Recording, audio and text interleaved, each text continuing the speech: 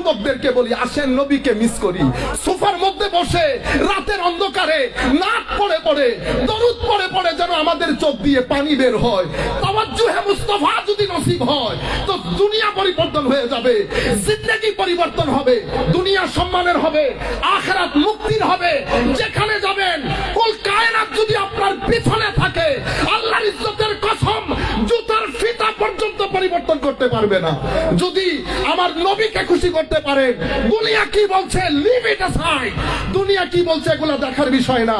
আপনি কে সেটা আপনি আর আপনার রবের মাঝখানে যদি কোনো গন্ডগোল করেন, কোনো ব্যাঘাত সৃষ্টি করেন, আল্লাহর ইজ্জতের কসম দুনিয়ার মধ্যে ভোগান্তি বাদে এখান থেকে যেতে পারবেন না। সুন্নতে ইলাহি হচ্ছে যেই জাতি নবীর তালিমাত ছেড়ে দেবে সেই জাতি এই পৃথিবীর মধ্যে শান্তির সাথে জীবন যাপন করতে পারবে না।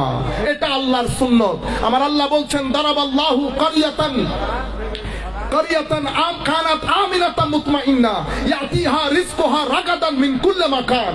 মনে রাখবেন, যদি আপনি চান আপনার যেগুলো পছন্দের জিনিস, প্রয়োজনের জিনিস সব দিক থেকে আপনার দিকে ছুটে আসুক, আপনার হাতে অপশন একটা। আমার নবী যেভাবে বলেছে, যে আন্দাজে বলেছে, সেভাবে কথা বলা, সেভাবে উঠা, সেভাবে মুআমালা করা, আমার নবীকে মিস করা।